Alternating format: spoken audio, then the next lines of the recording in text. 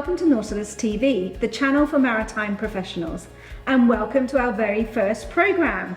This is our very first episode of maritime trade news for Nautilus professionals and other maritime workers. On this show, you're going to find lots of information on how Nautilus is supporting its members when they're working at sea and when they're working ashore.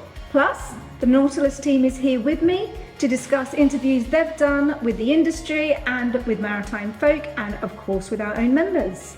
So if you like what you see, please give us a like. Don't forget to subscribe so you don't miss any content and share with friends. But before we get into it, here's a couple of messages from our sponsors. Can you name 3 famous seafarers? No. Oh, Admiral Nelson, Sir Francis Drake. Christopher Columbus. Where would you guess the nearest port is to Cambridge? Felixstowe. I think it might be Felixstowe. I'm assuming either London or Liverpool. Tilbury Docks. Is that a port? Can you tell me what this flag is? Some sort of warning flag? Well, I would call it the Royal Ensign, but it's probably called something different. Help me out here.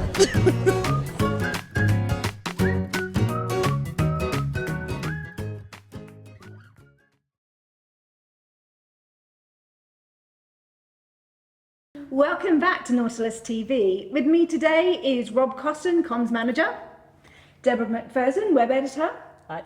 and Lucy Chaplin, Comms Assistant. First up, I spoke with Nautilus International General Secretary Mark Dickinson about our recent Investors in People Gold accreditation and what that means for our members. I think IIP is an excellent way of demonstrating that you live the values that you expect others to live, and in our context, that's employers of our members. We don't just talk, we walk the talk, and I think IIP gives me that credibility when I go out into the world to remonstrate for better conditions for our members, and at all levels, whether that be the ILO, whether we go the IMO and do it. We're still active in Europe through our Dutch and Swiss branches, of course, as well. So I think it's important about credibility, having that mark, that tick. It's not a tick, but the gold logo from IIP is important. So, Rob, the big story here in the UK at the moment is, of course, the general election, which has been called for July 4. Nautilus is not party affiliated, so we're not affiliated with any of the parties, and we don't campaign on behalf of any one party, but we do advocate on behalf of our members, and we try to put the needs of maritime workers to all of those candidates. What can members do to ensure that their candidates are aware of those kind of key asks and key support that maritime workers need? Of course, as you say, this is a really important time ahead of an election to get politicians interested in maritime, to start getting our views and our needs in there for the next sort of cycle of politics. There's a few things members can do. Obviously, number one is go out and vote. We're not party affiliated, but especially if you have a candidate in your area who's good on maritime and has a good record there, please do support them. A second thing that's really important for members to do, of course, is to contact candidates in their area and make their views known. Nautilus has actually put together a manifesto, which I think you're going to talk about in a moment, that contains a lot of the key asks that the union has on behalf of members. And we've also put together a document that you can send out to your candidates. If you get in touch with us via campaigns@nautilusint.org, we can send you that document so you can really quickly get that off to your candidate. And that will help make the union's views known, make our members' views known ahead of the election, hopefully feed into politics over the next 4 years. Yeah, absolutely. I mean, as you say, it's a really good opportunity to raise awareness of the maritime industry and its workforce for all of those candidates, no matter what party they are affiliated with. And yes, we've put together a manifesto. Members can download that from the website. We will also put a link into the show notes to make it easier for you to find it. And we've also just recently done a couple of webinars for members. These are going to be on YouTube, so if you want to make sure that you don't miss them, make sure that you like and subscribe so that you'll be able to catch up with those webinars. On top of that, General Secretary Mark Dickinson has spoken about the general election and what members can do to help advocate, and we're going to move over to a clip on that now. Your demands, let's assume it's a Labour government, your demands will be to the Labour government precisely what? Well, end fire and rehire. Let's have a Seafarers Welfare Charter that is mandatory. Let's press ahead with the minimum wage, the extension of the minimum wage, as was promised. Well, it doesn't apply to shipping at the moment. Well, it does, but it wasn't sufficient in the example of P&O ferries, okay. right? So again, you had to have a close connection to the UK, right. And that's not the case when you have a Cypriot vessel with foreign crew on agency terms and conditions. Okay. So that's the sort of we need to change the system whereby a company can factor in, price in, not complying with the legislation as a way around that legislation, around the obligation to consult the unions. A bigger stick. Yeah, a bigger stick. That's going to be really important to protect employment in the UK. Let's look at cabotage. Let's see if we can make that work in the UK context. I understand the sort of long history of being open to trade, but how can we ensure that we have an opportunity to grow jobs in coastal communities? The leader debate today is in Cleethorpes, Great Yarmouth, and Grimsby. These are communities that were completely left behind by globalisation and free movement in Europe. And we need to look at those communities and say, how can we bring good quality jobs? Well, look, there's a massive boom in offshore renewables. All around that coast, wind farms springing up. There are jobs, but there should be more jobs for those installing and maintaining those fields going forward.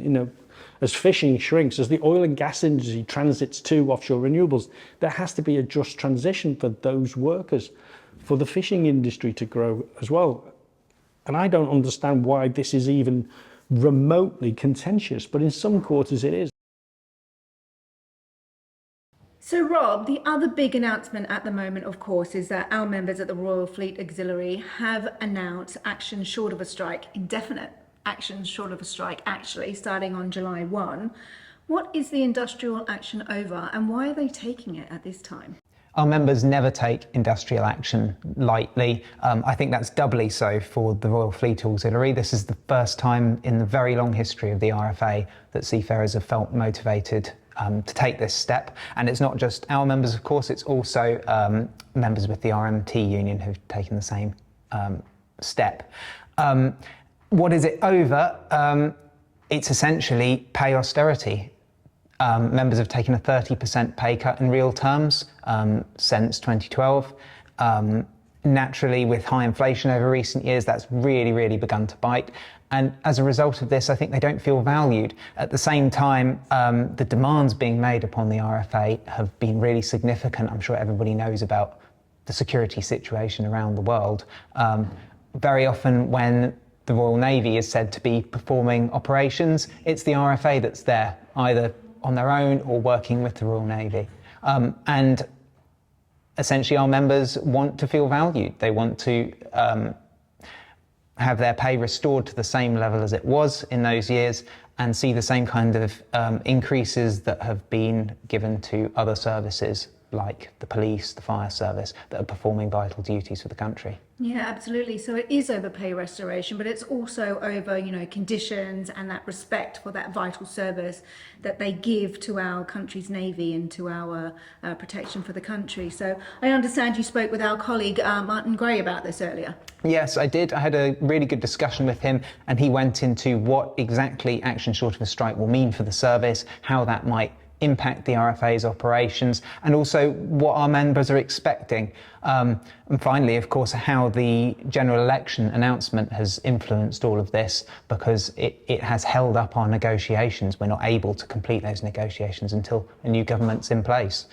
Yeah, well, thank you very much for that, and we'll go over to Martin now. The general election has added an element of complexity to the situation in terms of we are needing to negotiate with government, but we have a government that is not currently capable of undertaking the negotiations that we need, something that's long term, something that's for the future, as well as dealing with what's happened previously. But the members are extremely frustrated at the pace at which everything has come to pass. They've had enough, which is why from the 1st of June, our members have been undertaking industrial action short of a strike. Our members were asked whether they would like to postpone that action until after the election, and perhaps it's a reflection of their frustration that they've decided to go on in any case to express their strength of feeling on all of this. Yeah, I think that's certainly a big part of why the members decided to continue with that planned action. We gave notice to RFA and the MOD on the 17th of May. Rishi Sunak decided to call for a general election on the 22nd of May, which has led to a situation where we're in the election period and the pre-election period, which is formerly known as PERDA. It is a caretaker government. Ministers remain ministers, but they remain ministers in so much as dealing with the day-to-day business of government. And this, with what we're looking for with the Ministerial Code and the Civil Service Code, likely means that they're going to be unwilling or unable to engage in the kind of negotiations and commitments that we would like to see now, historically, and for the future, to actually delivering something that's going to meaningfully change the situation with Royal Fleet Auxiliary, so that they can address the recruitment and retention challenges, and so that they can revalue and more effectively value the people that remain there, that want to remain there, but want to be paid what they are worth for the work that they do. What does action short of a strike mean for the RFA? I know we can't talk about specific operations, but in general, what kind of effect will it have on the service? It's going to be having impacts where vessels are in refit and repair. It's going to be having impact in the shore postings and support offerings and roles that are there with Royal Fleet Auxiliary, that supports its wider internal operations in the fleet and its wider internal operations within the Royal Navy and the Ministry of Defence. It will all be having an impact, because we are asking our members, and we are asking the people that we represent, to just simply do what it is that they are paid to do, and nothing more, nothing less. Yes, still respond to emergencies as they happen, because emergencies at sea do happen. Yes, still make sure that vessels remain safe and that the environment remains safe from pollution and damage, and certainly do not put lives at risk in undertaking this action.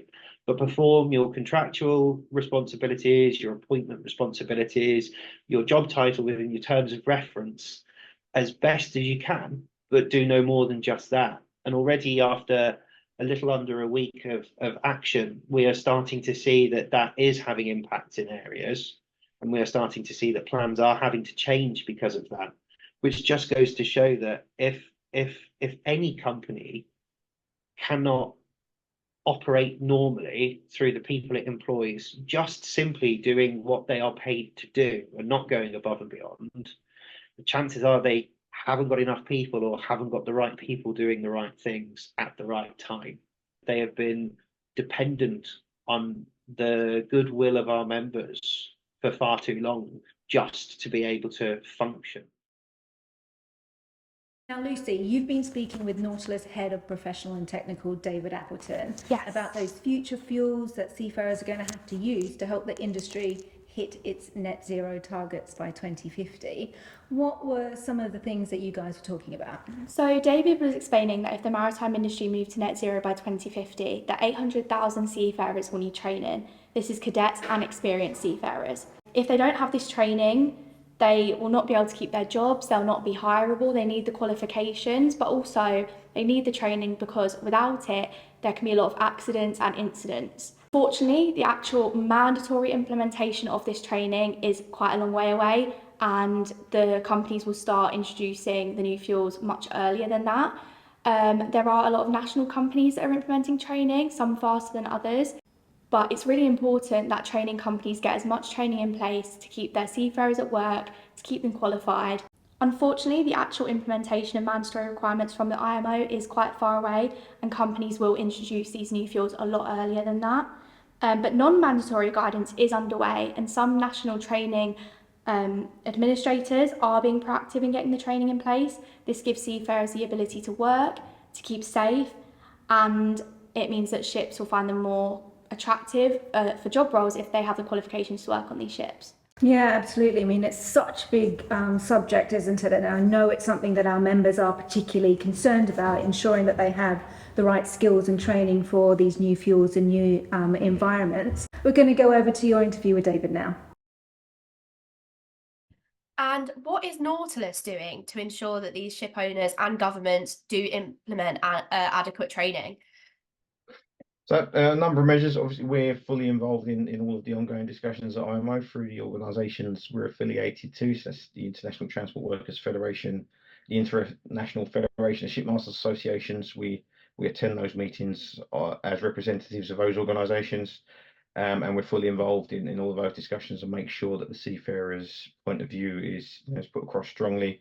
For our work with the ITF, we've put forward the Just Transition Task Force papers, which have identified the need to train seafarers. We've put forward the results of surveys, for example, of our members and Nautilus Federation members, showing the opinions and concerns of seafarers with regards to new fuels training. And obviously nationally, we're doing everything we can as well to ensure that our national administrations are up there at the forefront. So in the UK, where obviously I'm based, we are heavily involved in what the Merchant Navy Training Board with the MCA and their ongoing review of the training program, and where any given opportunity we're really pushing and trying to make sure that we are proactive and we've got that training ready. And the UK training can continue to be considered one of the go-to for fully competent, well-trained officers in the future with the new fuels and new technology. I also spoke with IMO Secretary General Arsenio Dominguez ahead of Day of the Seafarer, and I started off by asking him, is he sure that they can hit those ambitious decarbonisation targets? Our members are very supportive of the decarbonisation efforts, and we know this because we speak to them and we survey them regularly on it. They do have very real concerns about the potential safety implications involved, particularly in a rapid transition, what they kind of feel like is a rapid transition to new fuels. How can we ensure that the urgency of the decarbonisation effort does not lead to a reduction in safety standards? The best answer is that the rules of organizations are not there to reduce the standards of their effectiveness. It's only to improve it. And that's based on experience as well as all the data that we gather from the information. We started by talking about how IMO was born on safety. And yes, we are hugely involved in protecting the environment, but safety is paramount, and I need to keep repeating that. We will consider the fuels and all the safety aspects as we move along. And of course, we don't want to move back and have a situation where the fuels that are then selected, because there is an array of fuels, we agree that because of all the needs of the amount of fuels that is required, and not just us, but other industry, that will be fuel agnostic and technology agnostic, use all the tools that we have. The safety aspects are paramount, and we will revise all those safety aspects. We will provide the necessary requirements in order to handle it. This is a transition. This is not happening overnight. The goal for 2030 is an uptake of 5%, aiming at 10% of alternative fuels. So we have the time also to roll out the process and the projects in relation to how we're going to provide that assistance for training the seafarers, but we're not going to just rush into something that is not safe. But that's why there's a lot of work that is being carried out right now and will continue to go as we move into the environmental regulations together with the safety standards. We work as a family. We are a huge industry, a small organization, but we actually work together. We listen to the concerns. We all share the same objectives. We all want to decarbonize. It's how we get there. But it's by listening to the concerns and addressing those concerns and making progress when we know that it's possible for us to do it and that we have the tools to do it that continues to move us together. One of the objectives of the greenhouse gas strategy is for the IMO to reduce emissions whilst promoting, as you said, a just and equitable transition. What does that mean to you? It means that we are all part of the solutions, that we are actually going together. And this is why we started, before we finalized the measures, in carrying out an impact assessment on the fleet, on trade, on countries. Because we need to make sure that, as the statement of the UN is there, that leaving no one behind, for me is the actions that we actually take to make sure that this is just and equitable, that that the countries are not going to be penalized, that trade is not going to be penalized, and it's going to make things more difficult or expensive for everyone around, but that we all contribute in order to decarbonize and to support what is the global approach of sustainability of the planet and conservation of the planet. And this is what we actually mean by the just and equitable transition.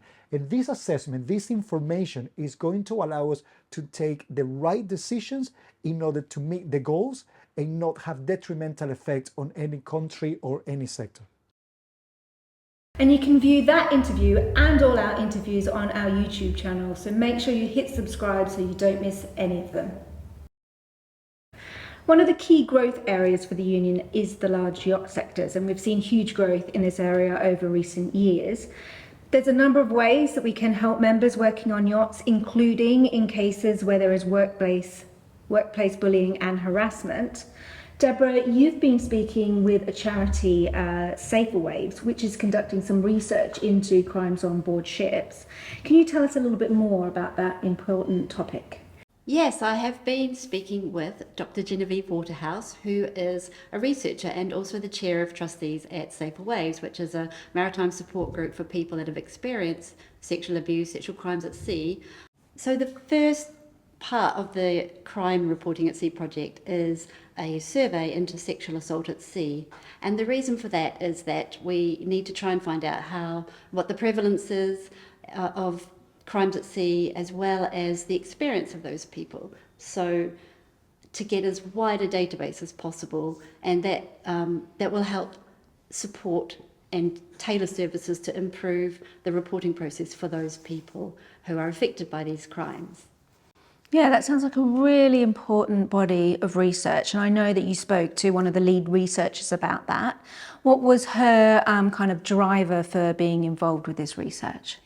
Well, a lot of the anecdotal research at the moment shows that crime at sea goes underreported, and as a union we're concerned about some of the legal jurisdictions issues, which we refer to as the consequence of flags of convenience.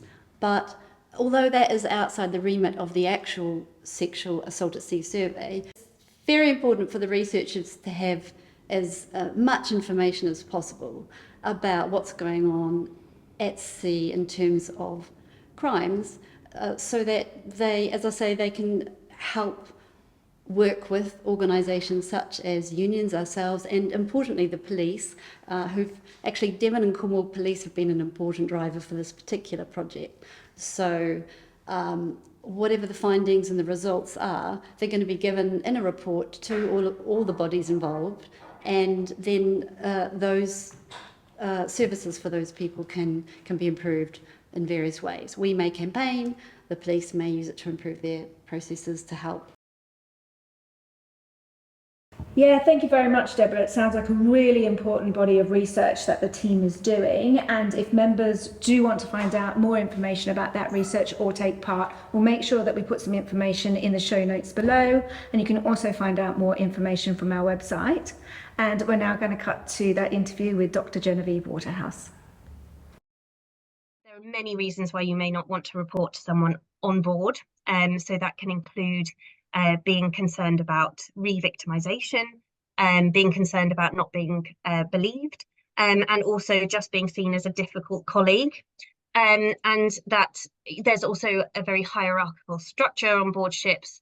And so that if the perpetrator has a kind of higher status on board, it may also be very concerning to tell anyone, especially if they're the person you're meant to tell.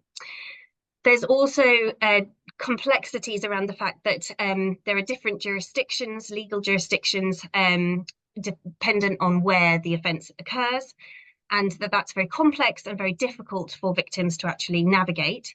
That sometimes the actual people that you're meant to go to are the flag state, which obviously can result in a victim having no connection to the country that they're meant to be reporting to. And that may even be that they don't share a language, they may not share a definition of the offence. And so that also causes huge difficulties for victims. Then there are also psychological and professional barriers. So that psychological difficulties may be that people don't actually even identify what's happened to them as an offence. That we find this both ashore and at sea, that victims often believe that they are to blame when these offences happen. And when you're isolated at sea, you may not have the opportunity to speak to friends and family, which could help you to identify the fact that this is not your fault, that this is absolutely something that you have had committed against you and is an illegal act, and that therefore you may want to report it and get help. And then finally, the professional barriers. Absolutely validly, people might be concerned about the impact it would have on their future career and their chances of getting contracts.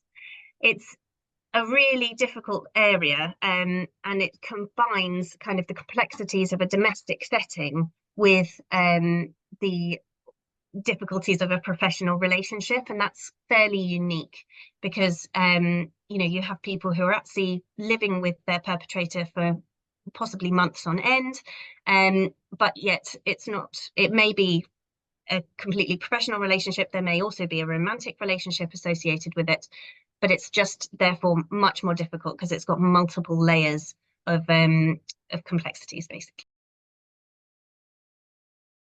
So Nautilus has also had a lot of success in recovering unpaid wages for its members working in the large yacht sector. For example, we clawed back 1.3 million in 2023. And I know, Rob, you've been discussing some really high profile cases we've been involved in, such as the Alfa Nero. So could you talk us through that case and what Nautilus was involved in and how we supported members? Yeah, so that's a really interesting case, and it falls under the Russian sanctions. It's owned by a Russian billionaire. That yacht was seized, it was arrested by Nautilus in Antigua, and we've been fighting for a very long time to try and get unpaid wages back from that crew. In fact, we've been dealing with several high-profile cases. There are 4 that I've discussed recently with our Director of Legal, Charles Boyle, and I think we should go to that and hear some of what he has to say now.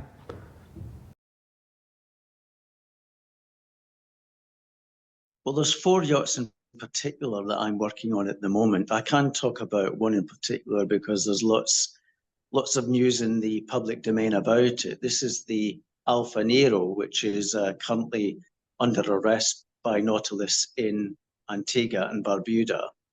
Now, even although we've arrested that vessel, we are trying to enforce the crew's maritime lien against the owner. But it's even more complicated there because although they are subject there to US sanctions, there's also a dispute about the true ownership of the vessel. For instance, the Russian owner's daughter has joined the legal proceedings, claiming that actually the yacht doesn't belong to her father, it actually belongs to her.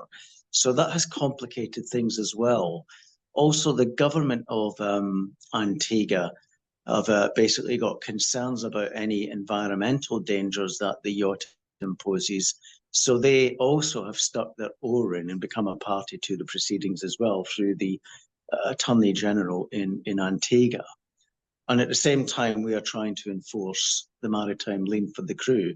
Now, the good news is that in December, we actually did get a positive judgment from the High Court in Antigua that would partially resolve the issue. It's said that over a year's worth of wages was due to the crew, but it denied that double pay was due. Now, we've actually appealed against that on advice from our lawyers, but that is the most positive step so far, actually getting that judgment in favour. And we now await to basically try and get the money on the proceeds of sale when the vessel is sold to satisfy the judgment we've got so far, and hopefully satisfy any parts that we're successful on with the appeal.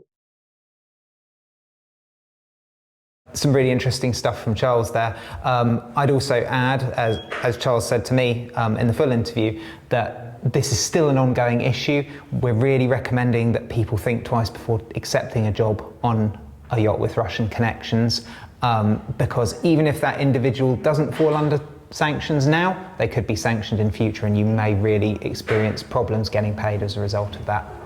So Rob, you recently spoke to our colleague Laura Molyneux from our yachts team, and she was at the Palma International Boat Show. What was all that about? Yeah, so I had a chat with Laura about why we go there. Obviously, it's a really important place to meet our members and also potential members. She said a lot of new yacht crew were attending this year. It was a great opportunity to meet them. And she also took part in an Estella Breakfast seminar there, discussing recruitment and retention for the industry and trying to help the industry understand the problems that our members face so they can fix those in the future. Great, well, let's hear from Laura. So first of all, why does Nautilus go to Palma? Is it to meet crew? Is it to talk to the industry? Yeah, why do we go? We go there because it's a great opportunity to meet crew, actually. Palma is a relatively intimate show in comparison to, say, Monaco, for example. It's quite easy to navigate. It feels more laid back than some of the other shows.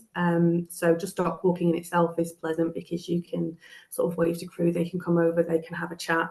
It also has some very good fringe events taking place, and it's well attended by some of industry stakeholders like crewing agencies and training providers.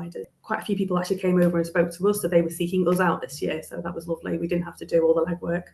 Yeah, that's nice to hear. And when you're having those conversations with crew, what kind of things are you talking about? Are they members bringing you issues to deal with? Are they people just curious about the union?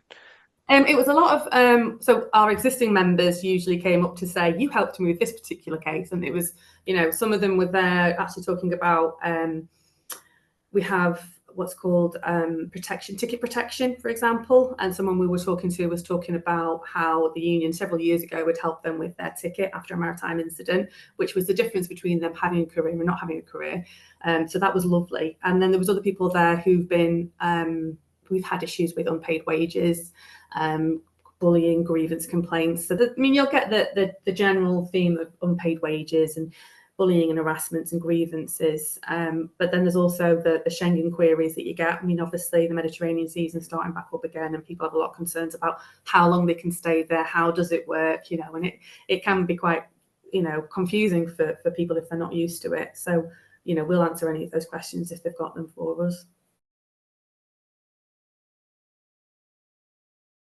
Staying with yachts, Nautilus has recently launched our Nautilus Sea Service Record platform. This is a fully digital platform where Nautilus members can record and verify their sea service. So if that's something you're interested in, check out our website, and we're going to show you a little clip now.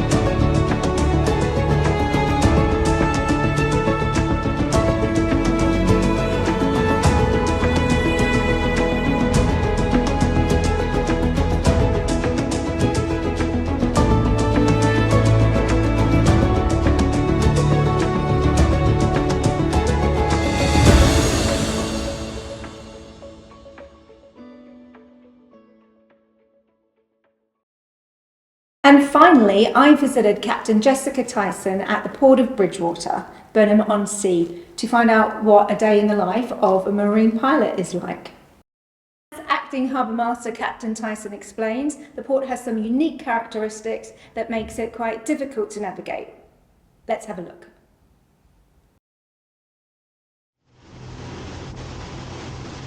We've just been taking out to show you where the ships normally come in through the port. So we've been out along the guidance route that we prescribe for commercial vessels coming in, right out to where they actually start their inbound journey into the port, the reporting point, which we share with Hinkley Point, because that's the same reporting point for their going into their jetty. And then we have taken it all the way up the river, going past the commercial wharf that's owned by EDF, Cummich, where all the HPC work is coming in, and then another 4 miles or so up the river to where we have another 3 commercial wharfs, one which is not in use, 2 which have been in use at Dunball Junction 23 on the M5, which we're hoping will end up being used a lot more now that we have a gravity project, the new battery factory that's supposed to be being built close by, and hopefully the port will benefit.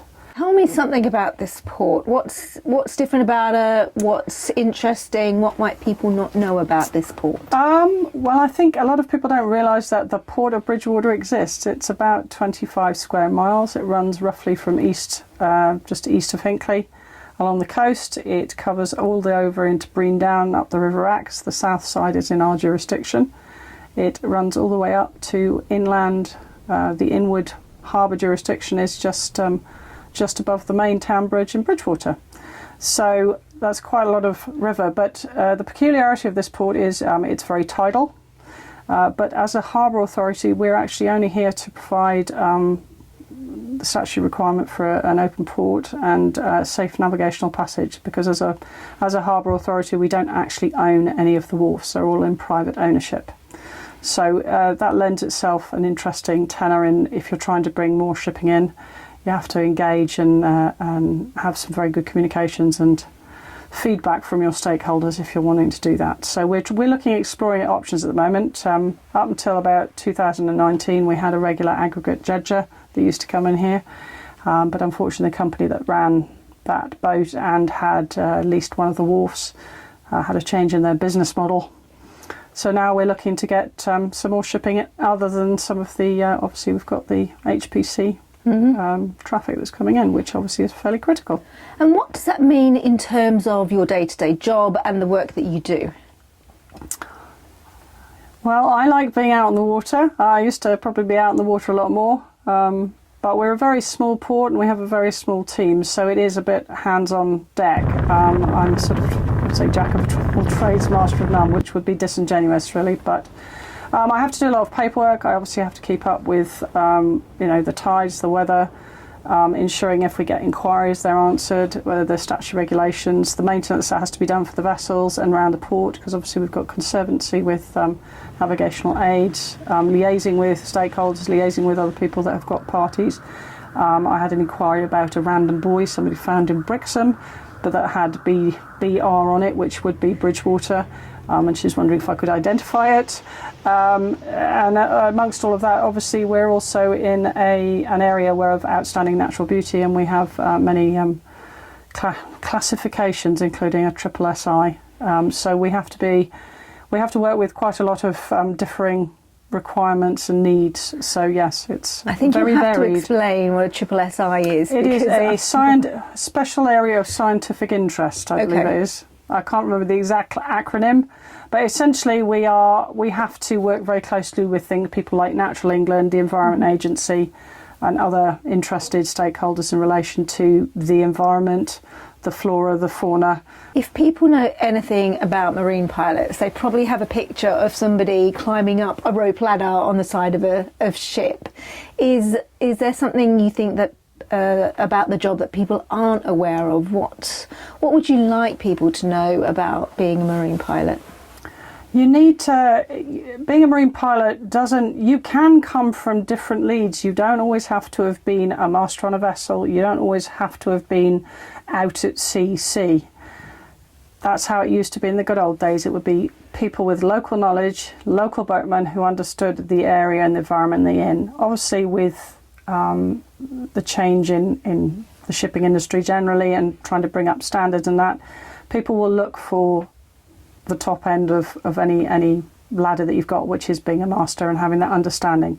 Because if you come onto a vessel, you're going to become part of the navigational team. Therefore, you need to understand how to integrate appropriately and also how to behave. You are, after all, there to give advice and guidance to the master on the vessel. And should the master have an incident or an accident and there was a drama, you can actually help and assist. And if you've got background knowledge, obviously that helps. In smaller ports, a lot of it is about local knowledge and knowing the local, the tidal currents, where you should go, all the rest of it that you do know, even in the bigger ports. But they have tugs. We don't have tugs. If we get into trouble, we've got to think outside the box because the water here disappears very quickly. So if you get caught, it isn't just about a question of, we've got a vessel that's grounded. We could be, if it's further up the river, we've got a vessel that's grounded and potentially could break its back. So you're always constantly, you possibly err on the side of caution if you're trying to get out, because at the end of the day, most of all the berths within the Port of Bridgwater are NABSA berth, which means that they actually dry out. The vessels have to be able to sit on the bottom. We are actually sitting inside the pilot boat today, which we've just been out on the water, which has been amazing. It's a fantastic, modern, wonderful boat. Can you tell us a little bit about it? This is a Good Child Marine vessel. It was built in the UK. It was brand new. I was very lucky. But it is a purpose-built pilot vessel. And as a consequence, it's also been built with somebody who's got 40 years experience in making these types of boat. And so they tweak and they listen and they get feedback. So it's very much an operator's boat. It's designed to make sure that as pilots, whether we're going a short distance or a long distance, or even if we're assisting in, say rescuing somebody out of the water, we've got the capacity to get there fast, effectively, and then make sure that people come into a safe and warm environment. So it is a cracking boat. Because you haven't always been a pilot, have you, Jess? No. No, for very many years you were deep sea on different vessel types. Can you tell us a little bit about your life at sea? Yeah, well, I went to sea when I was 18 and a half, and I started out with an oil tanker. Oil tankers and gas carriers really for about 10 and a half years, where I went from being a cadet to gaining my master's ticket. I ended up sailing as mate. Then for a variety of reasons, I took a change of direction and I ended up on cruise ships. And then along the way, I've done things like salvage. I was fortunate enough to work with Nick Sloan, who did the Costa Concordia. The job previous, or one of the previous jobs to that, was out in the Azores, which I was party to. So I learned a lot about tugs and towing, which has been quite useful bringing into this context. And then I've done a lot of things like, small boats and yachts, deliveries. And then when I came ashore, because I ended up having children, that's putting it mildly, but anyway, I ended up doing some sort of freelance work in relation to super yachts and doing some sea trials on the Azimuth Bonetti yacht that was they were trying to build for their 40-year anniversary. They were trying to do 40 different types of new super yacht, which was an eye-opener, because when you've got leather deck heads and beautiful gyro stabilisers, it's quite entertaining. It had its own issues. Plush. But yeah, it was very plush, and it's entirely different. And I had to learn to dress the boat up for all the clients they were trying to look for. So that was again a very interesting, different tagline. So yes, lots of different things. It sounds worlds apart. So starting in tankers, oil tankers, and going through the whole gamut of cruise ships and super yachts and tugs. What was the continuity in all that experience, do you think? People, and the sea. The sea is a great leveler. It doesn't decide whether you are good at your job or not good at your job. It just works on. You have to learn to respect it, and it's a lot of it is teamwork and a lot of people that you're working with. I still have friends that I'm still in touch with who still, in many respects, guide me and mentor me as much as anything else, which I think is a really important passage of experience. And also, in this day and age, also just the ability to pay it forward a little bit. Now, I do think that sometimes people just need to occasionally hear it, that they're not, that what their experience isn't new. It might not be new, it's just how do you deal with it. And if you've got nobody that's within your own personal circle of friends, sometimes having somebody that you perhaps don't know but know through either the union or you know them through another society that you're a member of that is marine orientated, they can provide you with just perhaps that nugget of information that makes you go, oh right, okay, it's not that bad, I don't need to worry. Because you can be very critical, I think, if you're in your own echo chamber. So it's always important. Where's the favourite place that you've been as part of your job at sea? Where's the place? I spent about a year out in Trinidad, which I did love. But actually, I loved Costa Rica. India's fascinating. Even going out, I mean, I've been very fortunate. In my first trip, I went all the way up to north of Vladivostok. Spent for my first Christmas, and I remember that because which is Russia for all those people who don't know. For those people that don't know, it's on the eastern side of Russia. Yeah.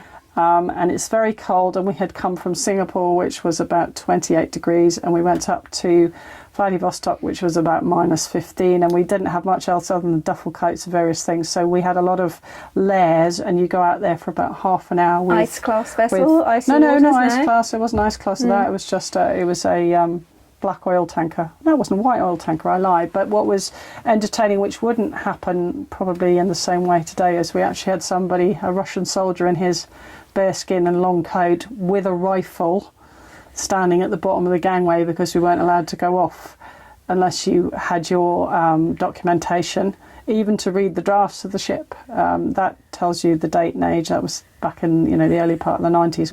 I'd say at least 2/3 of the information really is gained when you're actually out there doing the job. And it's really important for employers to understand that actually crew may be some of their biggest might be some of their biggest headaches, but they're also some of their biggest assets. And that's the thing that I think gets lost, is that actually people, crew, officers alike, if you invest in them, you will usually get a much better return. You'll get, there isn't the same sort of idea of loyalty and staying with the company forever, because the shipping industry itself has changed in the way it perceives what it wants from people who are coming in to manage it. But, sailors being officers and ratings alike, and anybody else in between, the whole industry is going 365 days a year. It doesn't stop. People tend to forget that any type of shipping is facilitating their lives, inland or otherwise, in many, many different continents. So, it's a very invisible workforce, often a well-forgotten workforce.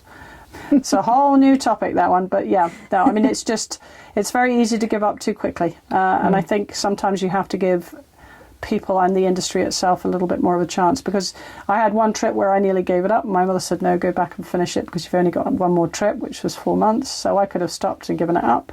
I didn't. And the next trip I had was one of the best trips with the funniest people I've met in a long time. And I learned a lot. So you worked hard, you played hard.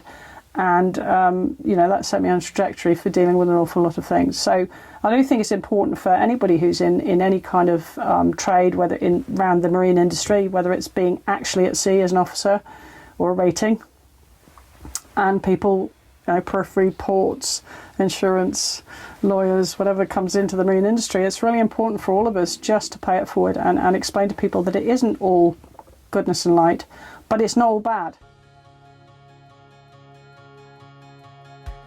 Well, that's it for this launch edition, people. I want to say thank you to Rob, to Deborah and to Lucy, and thank you all for watching, of course.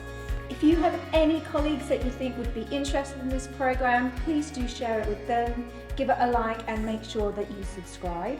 And don't forget, if you're not in Nautilus membership, you're not protected. So speak to colleagues about the benefits of membership, because we are stronger together. I will put some links and some information in the show notes on how to join, so please check those out. And thank you and goodbye.